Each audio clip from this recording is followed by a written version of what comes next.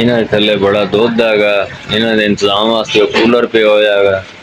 वो पखा लगो आ दिन गर्मी च वलैतना नहीं रहनिया। अगर इंतजाम चंगे हों तो क्यों नहीं रहनिया।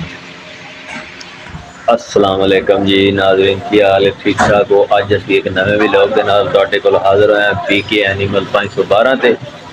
अज तुहानूं विखाने हैं जनाब दो वलैतना का जोड़ा, जिन्हों के बारे आखा जाता जी गर्मी दे विच रखनियां बहुत औखी क्योंकि गर्मी बहुत मनानी।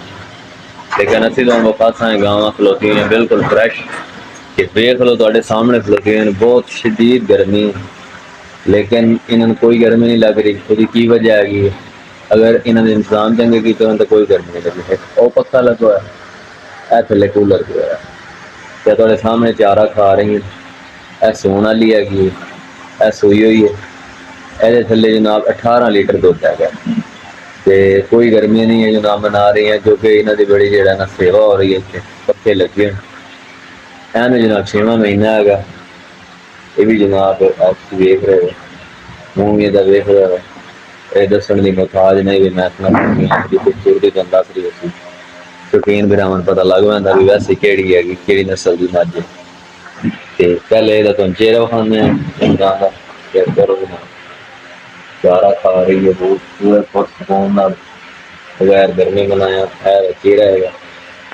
तो चेक कर दो तुसीं जनाब, लाए पई हुई है पर हजे कित्थे लाए पई हुई, वैसे ही है नीचे का ढिड्ड हैगा। तो 6वां महीना 7वां। तो जनाब उन्होंने बैक साइड चेक करो, बड़ी असील नस्ल है। इस फैक्ट्री के विच रखी हुई जनाब। तो दूसरी जनाब है वलैतन, चेक करो जनाब, चेक करो कलर इसका बहुत प्यारा है, ब्लैक वाइट।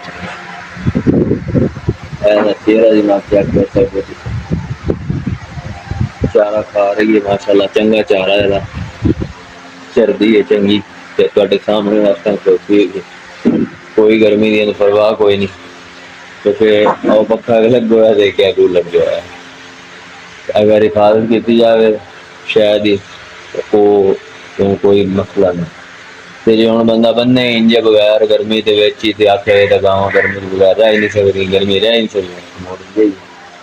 नाल है बकरे रखे हुए लंबे कन्ना वाले। ये अजकल भाई महंगाई है तो हर बंदे जड़ा ना जानवर घर पालता।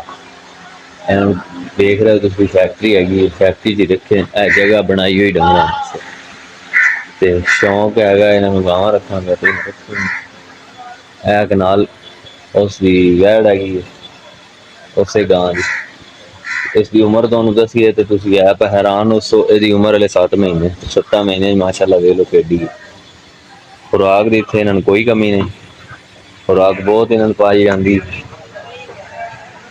तो डंगर की अगर सेवा की जाए तो दिन च बनता है। वैसे ही गोका माल जड़ा ना वो कोई इन्हू दुआ हैगी है, बहुत छेती फलदा है।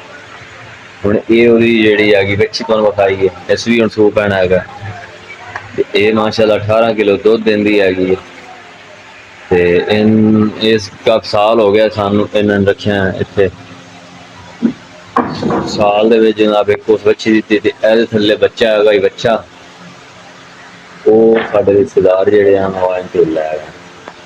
तो लो जी, वीडियो चंगी लगे तो लाइक कमेंट जरूर करना। अल्लाह हाफिज।